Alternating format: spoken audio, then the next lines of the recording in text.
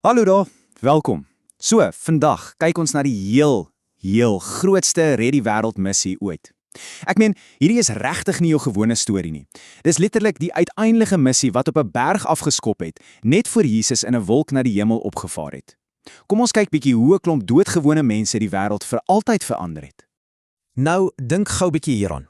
As jy 'n superheldspan moes bymekaar sit vir die belangrikste reddingsmissie in die geskiedenis, wie sou jy kies? Dalk ouens wat kan vlieg of die slimste mense op aarde? Miskien daardie massiewe sterk ouens by die gimnasium? Wel, dit gaan jou dalk skok as jy uitvind wie regtig gekies is vir hierdie enorme werk. En glo my, dis beslis nie wie jy dink dit is nie. Reg, afdeling 1, die vreemdste span wat ooit gekies is. Kom ons kyk gou 'n bietjie na hulle CV's. Sjoe, op papier het hierdie span regtig wel verskriklik gelyk. Kyk net hier. Jy het vir Petrus, wat hopeloos te veel praat en kort sy humeur verloor. Dan is daar Thomas, wat letterlik oor alles twyfel. Matteus, hy was 'n korrupte belastinggaarder wat mense se geld gesteel het. En Jakobus en Johannes, hulle het sulke vinnige humeure gehad, hulle wou vuur uit die hemel roep as mense hulle irriteer. Dis mal, of hoe? Hulle was sekerlik die onwaarskynlikste kandidaate ooit vir so 'n groot werk. Jy sien, as ons as mense na hierdie span kyk, sien ons maar net foute, swakhede en 'n klomp bang ouens wat dalk wil weghardloop. Maar as God na hierdie selfde deurmekaar groepie kyk, hy sien apostels, dapper getuies en absolute wêreldveranderaars. Dit is net so cool om te dink dat God met heeltemal ander oë na ons kyk as wat mense doen. En dit bring ons by deel 2, God se geheime wapen, die Heilige Gees. So, jy wonder dalk, wat presies is hierdie Heilige Gees? Wel, dink daaraan as God se superkrag. Dis die ongelooflike krag wat God aan gewone mense gee, sodat hulle sy liefde en waarheid met die hele wêreld kan deel. Dis eintlik niks minder as God se eie teenwoordigheid, wat sommer net binne in jou kom woon nie. Hierdie is 'n baie goeie vraag. Hoekom het God nie net 'n leer van perfekte, kragtige engele gestuur om die wêreld te red nie?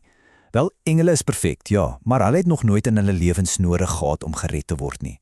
Hulle verstaan glad nie hoe dit voel nie. Ons aan die ander kant, ons is dalk vol foute, maar ons weet presies hoe ongelooflik dit voel om deur God gered en vergewe te word. Daardie ernstige gebrokenheid van ons maak ons die heel beste getuies.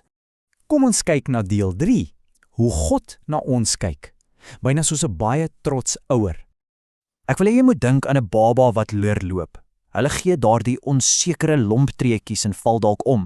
En die geluide wat hulle maak, dis net snaaks gebabbel wat glad nie regte woorde is nie. Maar wat doen die ouers? Hulle juig en klap hande asof daardie kleintjie 'n superheld is. Weet jy, dis presies hoe God na jou kyk. Selfs al voel jy soms so 'n bietjie lomp wanneer jy iets vir hom probeer doen, staan hy daar en juig hy vir jou. En luister hier, dit was beslis nie net die disippels wat foute gemaak het nie. Kyk na die res van die geskiedenis. Moses het eers in vrees weggehardloop, maar later lei hy 'n hele nasie na vryheid. Dawid het verskriklike dinge gedoen, tog noem God hom 'n man na sy hart. En Paulus, hy het heel aan die begin Christene baie seer gemaak, maar toe gaan hy en begin kerke reg oor die wêreld.